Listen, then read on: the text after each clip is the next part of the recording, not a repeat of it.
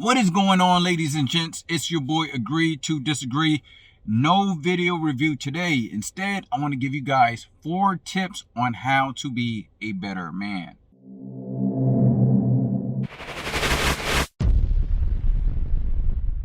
Number 1, do not be afraid to speak up and speak truthfully.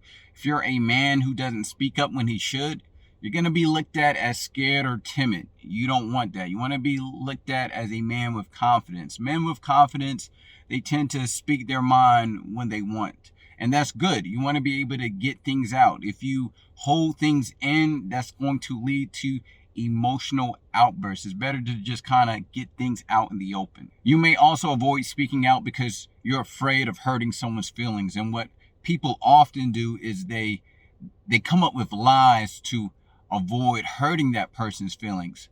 Don't do that. You always want to be honest with the people that you're talking to. And if you have an unpopular opinion, that person may be offended by it, but at the end of the day, they're going to respect your honesty. Being honest is always going to be a good trait to have, because if people need an honest opinion, they're going to go to you because they know you are a straight shooter. That's why you see a lot of girls, they go for these quote assholes, because even though they're assholes, those assholes keep it real. That's why a lot of the nice guys get passed over, because they're just telling women what they want to hear, because they think they're being nice. But honestly, like, women see straight through that bullshit. So when an asshole is nice or gives a woman a compliment, they know that they really mean it and they're not just saying it to be nice. Now, being honest doesn't mean being rude or disrespectful. There's ways that you can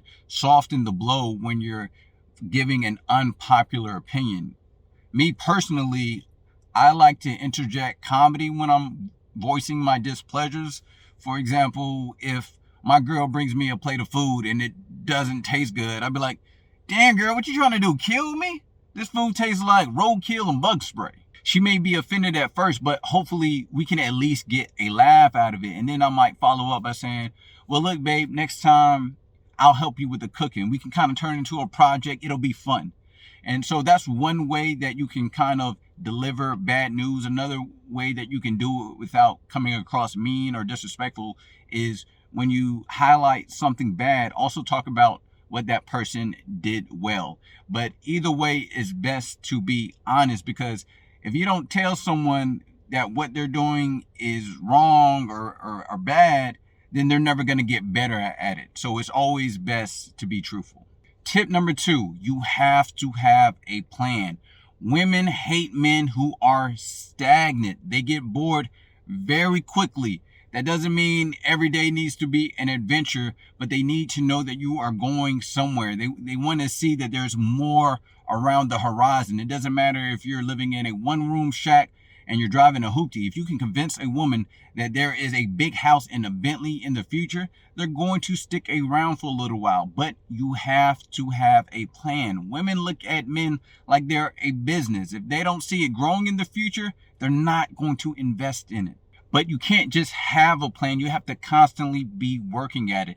Nothing turns a woman on more than a man who has ambitions and goals. And even if you already have a big house and a nice car, they want to hear you say, "You know what, I have this house, but I'm working on getting a second one. I have a good job, but I'm working on getting a higher promotion, or getting a boat, or starting a new business." This is going to keep your woman intrigued. It doesn't mean that you can't relax and have fun, but once you have your fun, it's back to the grind. That's what real men are made of. Tip number 3 is having emotional intelligence. This starts with knowing yourself. You have to know what you like, what you dislike. You have to know what your triggers are, and most importantly, how to handle those triggers. And this is specifically important to men because we tend to be aggressive, which isn't always a bad thing, but with emotional intelligence, you can properly pick when to be aggressive. For example, if you're going for a higher position, it's good to be aggressive when going for that position, but it can work to your disadvantage if you're talking aggressively to your boss about trying to get that new position. Emotional intelligence is all about handling the emotions inside of you. As a man, there's going to be times where you need to be stoic, not emotional. If a fire broke out in your house, you can't be running around acting all crazy, because your family is going to look to you as the calm one, and they are going to expect you to lead them to safety.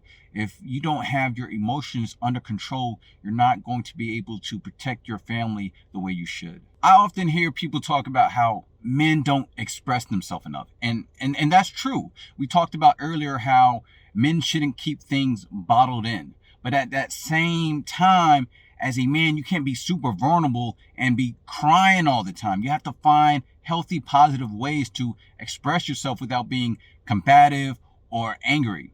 And that's not to say there's anything wrong with a man crying, but if you are a strong man, you will rarely find yourself in situations where you even need to cry. Strong men are meant to be resilient individuals who can handle whatever life throws at us. That's what makes us great leaders. And we should never toxically repress our emotions or ignore our stress.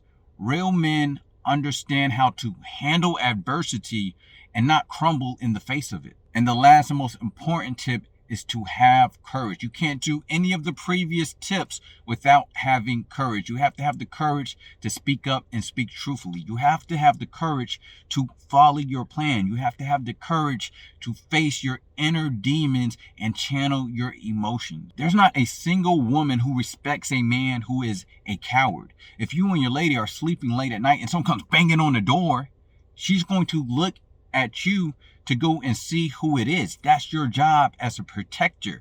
You can't be a protector if you're not brave enough to stand up when needed. And you may not even have a lady if you're a coward, because you weren't brave enough to go up and talk to that girl you like. You see her walking by, and because you're scared and hesitate, that moment may pass you by and you may end up regretting it. You also need courage to chase your dreams, to chase your purpose. You can't be afraid of failure.